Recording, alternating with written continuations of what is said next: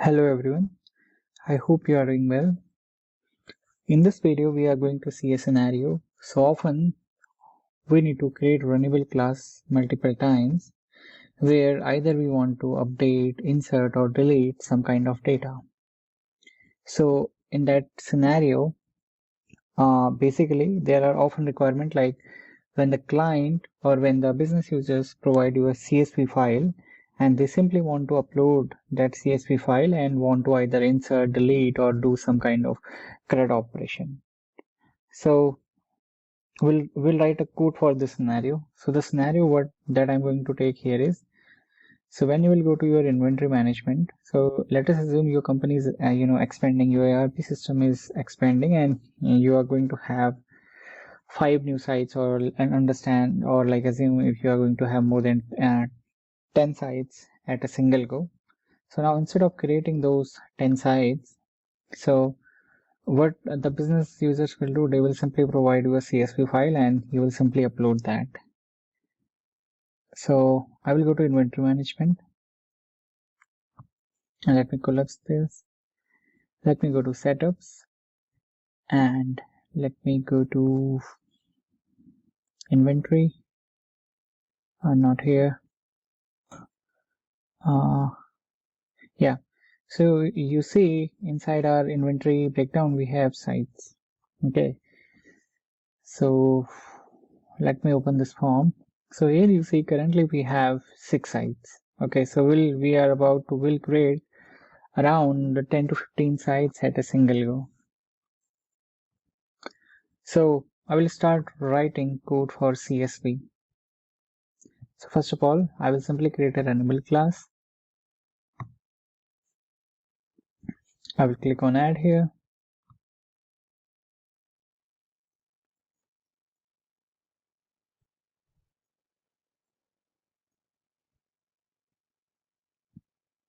So in the meantime, what I can do, I can prepare a CSV file as well. So I will simply export this.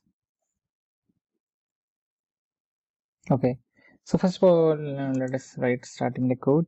And now you need to remember a concept that in CSV, when you go from one record to other, then you usually have this commas.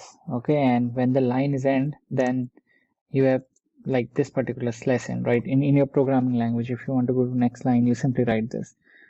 So you need to know these two concepts because we are going to use that. And now I'm going to start writing codes. For that, I will use this file upload temporary storage result. I will create a object for this. I will simply say file upload. Okay, and then I'm simply going to use it. I will say file upload equals to, and here I will simply write file. So first of all, I will ask user to provide me the CSV file. So for that, I will simply use this function and I will typecast this as file upload temporary storage result. So this is a pretty standard way to write the code. So if you are going to create, or if you want to use this one, you can simply change the table and rest of the code will be same most of the time. Alright, we have simply asked user to provide a CSV file, so we have written code for that. And then to read the contents of file, we need to define our ASCII stream. So I will simply write ASCII stream input output and I will name it as file. Okay, and now here as I need to read my file, so I can say file equals to, here I will simply use this ASCII stream input output class and I will use this function because I want to read. So I will use construct for read function. Alright, and here I need to provide my input output stream. Okay, and now you see I currently don't have any input output stream, but using this file I can easily get that. So I can simply using this file upload, because our file is available here, right? So when you will write here file upload, your function called open result. okay, that is going to provide you input output stream. So if you will open this function, let me go to its definition. So it is going to return you the system input output stream so that you can read the data. Alright, so till now what we have done very simple, like we simply, the user will upload the CSV file, and the second thing is we have started reading the file. Alright, now we'll do some kind of validation here. We'll check if the file have data, then only we'll go ahead. Alright, and then I will check my file status. I can simply say file.status. I will use this function. Let me remove it. So when you go to definition of this function, yeah, so it is going to return the current status. Okay, receive the status of the latest operation performed in your stream input output. So let me go here. Then here, if this will be blank, if there will be no data, so then I want to throw error, right? I can simply say throw error, and I can say something went wrong, something like this, and I'm going to close this. Okay, now this will tell me that okay, file is available here. Okay, now I will need to use this file dot. So there's a function called infill delimiter and in record delimiter. We need to use both these functions. So how you are going to separate your CSV records or fields? Simply by comma. So here you can simply write this, and here in the string value simply provide this comma, because this is how the CSV looks. So let me tell you practically. So what I will do, I will simply duplicate this, or second, let me not duplicate, let me simply copy this.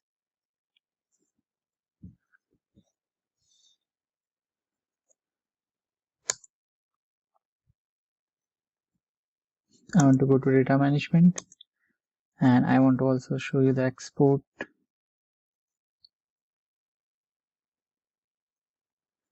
Okay, I can go to USMF legal entity, or let me simply export it from here only. So what I will do, I will simply export. I will say download. So once it will be downloaded, that will be available in my download folders. So let me go to my download folder. Okay, here it downloaded. Let me go to downloads here. Alright, so you see, it will go to properties. Here currently you see the format is XLSX, which simply means the format is Excel. So I'm going to open this file, and I will change the format to CSV.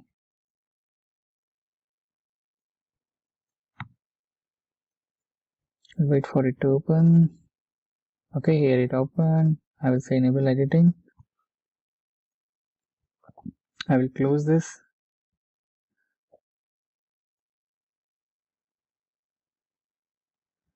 Cancel. I will close this. Okay, so I don't need my company field because I'll be doing all the operation in USMF legal entity. So we have currently how many? 5 sites, right? 5 or 6. So let me start from 7 to, if this works.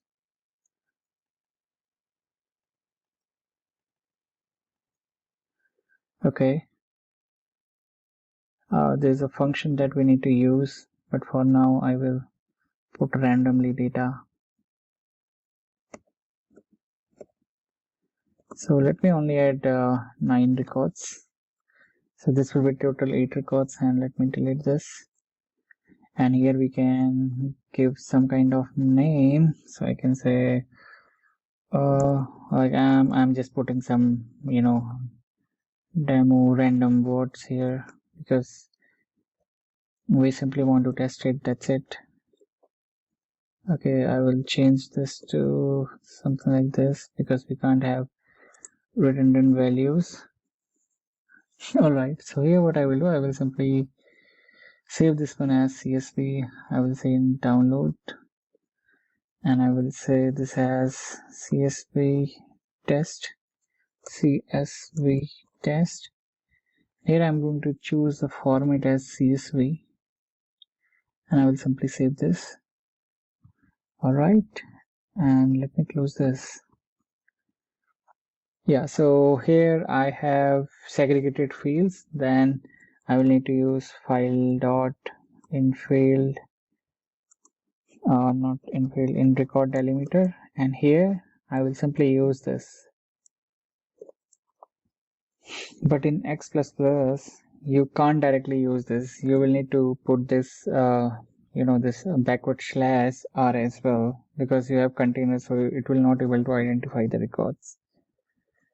So then what we'll do now, we'll get the records like on the form of container. Okay, so there will be one container for one row. Okay, then second container for second row. So in this way it works. So then I will simply say, I will start looping. I will say while, okay, my file dot status is not empty. So I will say my file dot status is not empty. Now to do not empty, I need to put not here. Alright, and now I can write code here. So first of all, what I will do, I will define a container here. So let me define a container, and let me call the name of container is record. And so what I will do, I will get my first row, right? So I will store my first row inside this container, because like this file will get me container only. So let me put here record, and I can say file dot read. Okay, I will use this function. Alright, and then I need to check, because there may not be data, right? So I can simply check if this container have any record. So I can use my conlength function, which will return me integer. So if it will be 0, then it will not run, but if there will be data, so then it will go inside this particular if condition, and then I can start doing my actual transaction. So I need to update data, right? I need to update data into my event site table. So for that, I'm going to define my event site table here. So I will simply say event site here, and first of all, I will clear the buffer as well. I will say event site dot clear.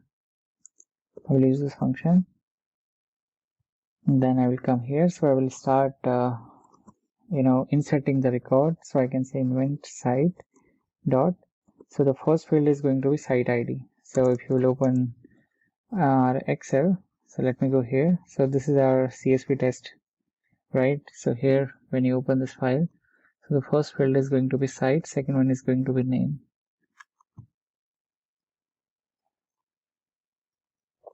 Alright, so the first field is going to be site. Now to access this container data, you need to write config. So you can check out a container video in my channel. If you're not able to understand this container function, then you will understand how we can use this conlen and config. And here then you need to specify your container. My container name is record, and then I need to specify the number here. So I can simply say 1, because in my first position I have my my site ID. Okay, and in my second position, let me write here event site, I want to update the description. So here I will say config, again I will say record, and this time this is available in my second column, so I can simply say this.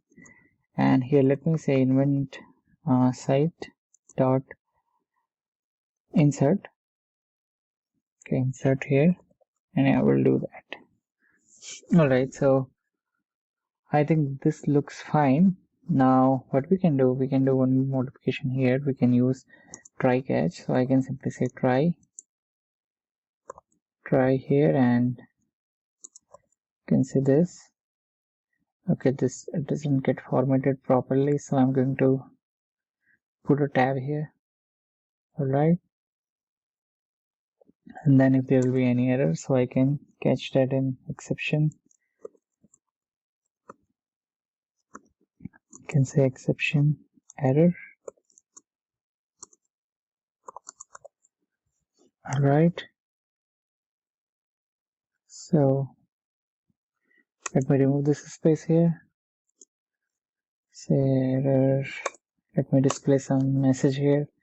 You can say error occurred, and I will close this. Let me save this. All right. Okay, so I can also do this. I can use this standard code as well. I can put here deadlock, and I can say if this is the scenario, then retry, and then I can say here again catch, and this time I can say if the exception would be update conflict. Like, this is a pretty standard code, so let me write down here. So here I will simply check my if this application.tts level is 0,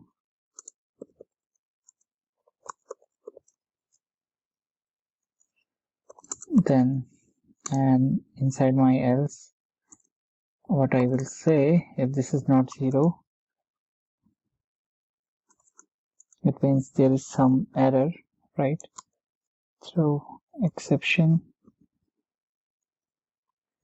Because of that, this at TTS level, like, you don't have proper TTS begin and commit, so then you are going to get this error. So here I can simply say update conflict, as I'm using this one, so I can simply put my TTS begin and commit as well. You can say TTS commit. All right, this is done. This is done. Let me save this. And here, okay, update conflict is there. Yeah, now I can write that code here. If the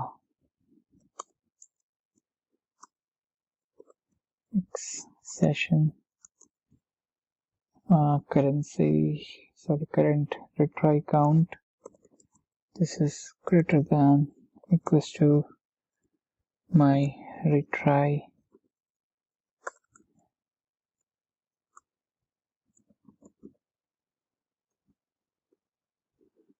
now, then I can say here, then I can also specify my else condition. Inside my else, I will say retry, and here I will simply say throw exception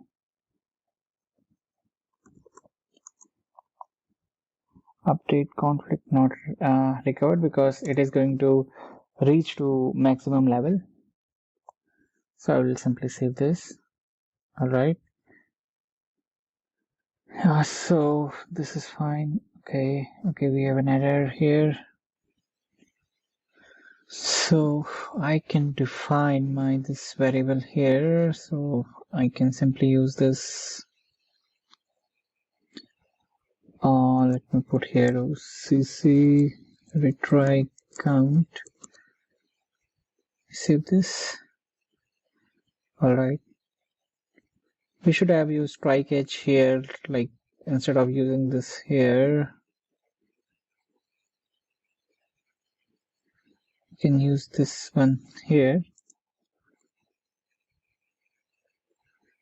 and this code, this will go here. Let me copy this, come down, you come here. So this one is closing here. Yeah, it's fine. So let me cut it, and I will use this one here. So this is ready. Let me just give me a second here. There's some formatting. Okay, it's closed here. These two are not required here. You can remove this. Here it will my TTS begin and TTS commit is here. Then I'm catching the exception. Here I'm doing all my. Let me put a space here, and this is going to close here, and let me close this one as well. You save this. Alright. Okay, still there is an issue. Alright. Yeah, here we need to put one more. So one more here. Then it will be fine. Okay, alright guys. So now our code is ready. So what we'll do a build and we will test this and then we'll see the results. Let me trigger the build. Right, so our build is completed and I've triggered my runnable class. So I will simply upload the spreadsheet here, like the CSV file, and let me upload this.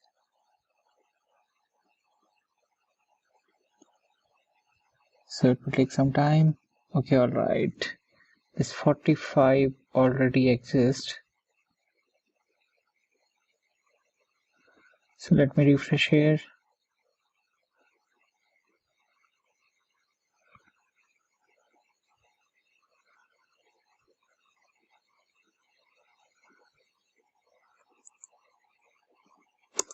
Guys, let me open my spreadsheet. I think there's some data issue.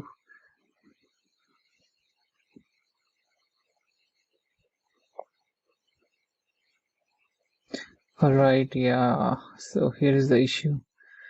So 45 is 2 times. Let me delete this and I'm going to save it. I will close this and now I will retry. I will again retrigger it and let me go to sites first. Okay, this is dat. I will change it to USMF. Alright, so I will open a spreadsheet again.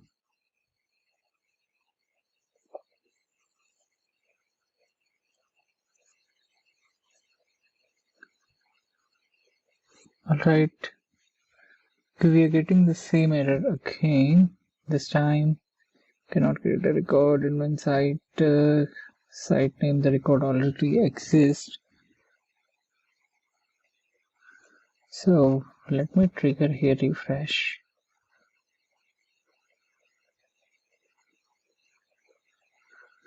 So we've used invent site only. So let me recheck my CSV file if we have more duplicate records here. Okay, I think now it looks fine. There shouldn't be any. I will try this.